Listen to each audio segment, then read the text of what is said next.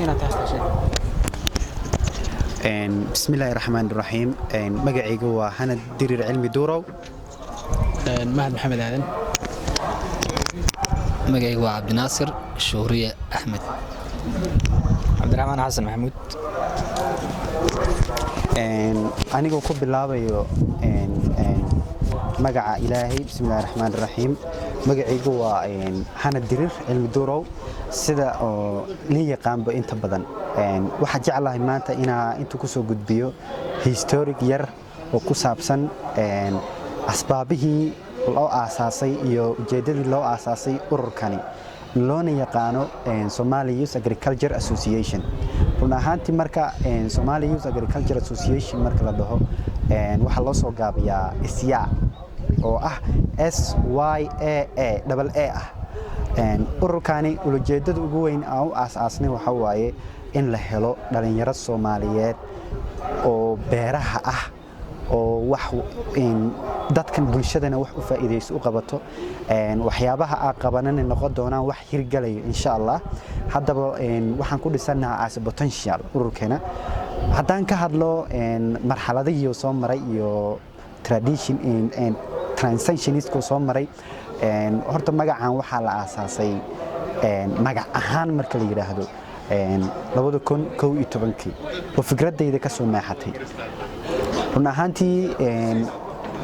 tabayaaqadii sanadkani 2018 ayaa magacaani la aasaasay oo baraha bulshadana loo yaqaano sida Facebooka, Twitterka, Googleka lagu soo daray haddana wallahi waxaan sii maraynaa heer oo website ururkani uu lahaado iyo service fara badan uu qabto marka ururkani board directorskiisa markaan ka soo ku sheego anigu soo koobayo inta active memberska ah marka laga reebo inactive memberska anigu ah deputy governor oo magaciigu yahay Xana Dirir Cilmi Durow iyo walaalkay oo ah Mahad Maxamed Aadan Carto ah governorka iyo Cabdi Naasir oo ah financerka ninkaasoo la dhaho Cabdiraxmaan Xasan Maxamuud oo ah human resource managementga anigoo ku soo koobayo hadalkayga intaas waxaan u dhiibayaa gudoomiyaha ururka Somali Youth Agriculture Association aad iyo aad buu mahadsan yahay walaalka Xana Cilmi Dirir Durow barnaamijku uu ka hadlay kulli barnaamijkan waa fikrad asay ka soo maaxatay ku dhawaad 2 sano iyo badh ka hor buu ururkan asagu taabageliyay oo aasaasay waa asagu uu lahaa wax kasta oo facility oo ku baxay waa asagu uu lahaa haday noqoto magaca haday noqoto website-dada haday noqoto activity-ga potential-ka uu sheegay marka sidoo ururkan uu waxaan u sheegana waa urur ka shaqeyn doona xiriirka dhalinyaradu ay leeyihiin agriculture-ka beeraha Soomaalidu waa dad xoolo dhaqato ah beeruhuna waxay ka mid yihiin marka cilmi ahaan aan u baranayno agriculture waxay iskugu jiraan xoolihii la dhaqdo iyo wax soo saarka dhulka oo la isku daro marka Soomaalidu waxay taqaanaa waxay dhaqataa bas xoolihii bay dhaqataa oo dhankan dhulka wax soo saarkooda way yaqaanaan laakiin si aqoontooda aad buu liidataa marka si uu ururkan wuxuu loo aasaasay inuu kor u qaado wacyiga Soomaaliga ah beerashada marka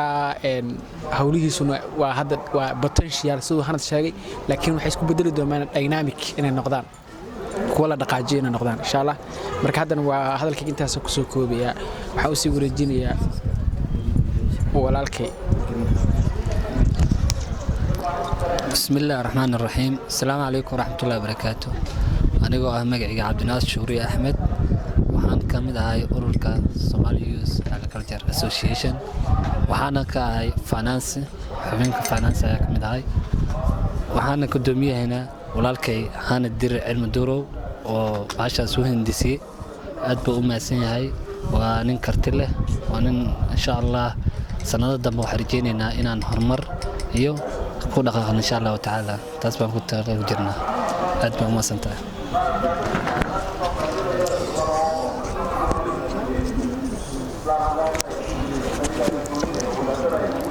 بسم الله الرحمن الرحيم magacaygu waa Cabdiraxmaan Xasan waa mahadsan walaalaheen Xanad Mahad iyo Cabdi Naasir sida galabtii galabta waxaan isugu imaanay arintan ku saabsan Somali Youth Families marka walaalkay Hanad waa gudoomiyaha mahad waa gudoomiyaha Hanad ahayn 2011 يعني فكرة إنك أقول على تي لكن وحاسر رسمي لو أساسي لابد يكون سديد تمك مركز الصومالي ده يصير ولكن ما هذا روش يجي وحرر دقته بيرلي iyo maxaan ku yiraahdaa u qaybsamaa marka beeray in la hormariyo oo urur ka shaqeeyo wax soo saarka dalka la helo waa muhiim aad u tahay maxaan ku yiraahdaa marka dadku waxay markay wax bartaan ayay wax wadada saxda ah ay qaadaan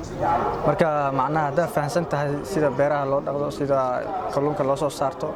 sida maxaan ku yiraahdaa xoolaha loo dhaqdo Soomaalidu intaas caan ku tahay marka waxaan leeyahay insha Allah ururkan had jirtaan waa markii ugu horeyso yani kulan noocan la qabto kulamadaana waa la sii joogtay doon haduu Ilaahay yiraahdo aad u mahadsan walaalaheen ka soo shaqeeyay marka waxa leeyahay waxa la beerto haba dhiirigelay dhammaan dhalinyarada iyo inta wax soo saari karto annagu hadeerta wax u taaganay inaan dhiirigelino oo aan maxaan ku yiraahdaa ka shaqeyno beeraha wax soo saarka kalluumeysiga khayraadka dalkeena ku jira inaan ka shaqeyno ayaan jecelnahay insha Allah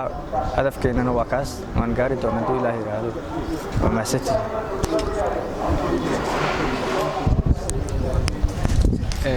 aad u mahadsan yahay walaalkay Cabdiraxmaan oo waxyaabo badan ka hadlay marka hadda waxaan doonaynaa guda galno Hanad soo sheegata ururkan hadda waa awood waa potential power wali dynamic muusan gaarin marka waxyaabihii dynamic oo ku noqon lahaa waxa noo faahfaahin doona iyo xubnaha guud qaar waxa jira in active oo na shaqeynin gobolada meelaha kala joogan iyo activity-ga diyaarka ah in la qabto uu taagan yahay waxa noo faahfaahin doona asaasaha guud ururkan Hanad Dirdooro ما شاء الله سيدو قدوميهينا أورك الشيغي مهد محمد عادن عرتي أوركاني مركليرا سيرفيسيس كو قبطو ayaa waxay noqonaysaa waxyaabo fara badan oo isku jira marka koobaad markaan ku soo qabto waa drip irrigation-ka xiristiisa iyo muxuu ahaa greenhouse-ka xiristiisa iyo muxuu ahaa haday noqoto in maabin loo sameeyo beeraleyda maab qofka beeraleyda ah uu leeyahay beertiisana maab ku lahaado in loo sameeyo iyo inta xad iyo inta hektar ee beertiisa tahayna loo sheego serviceyadaas uu bixiyaa iyo kuwa kale oo hadda ku soo kordhi doona insha Allah ta'ala kuwa active members ka ahna markaan u soo jelaco xagooda waa intaan meesha isla wada fadhiiso oo anigu ah deputy governor iyo Mahad Maxamed Aadan Carto ah governor يا عبد الناصر شوري واه فاينانسر يو مع عبد الرحمن حسن محمود واه هيومن ريسورس مانجر انتاني هادو كو شيغو وا اكتيف ممبرز كا ان اكتيف ممبرز كا marka la walaalkeen Tolman oo joogo magaalada Beledweyne walaalkeen oo joogo way badan yihiin jaamac oo asigana joogo magaalada Boorama la joogo oo balse hadda naga maqan yahay balse waxaan ku darnay sidaas awgeed in active members. Assalamu alaykum wa rahmatullahi wa barakatuh.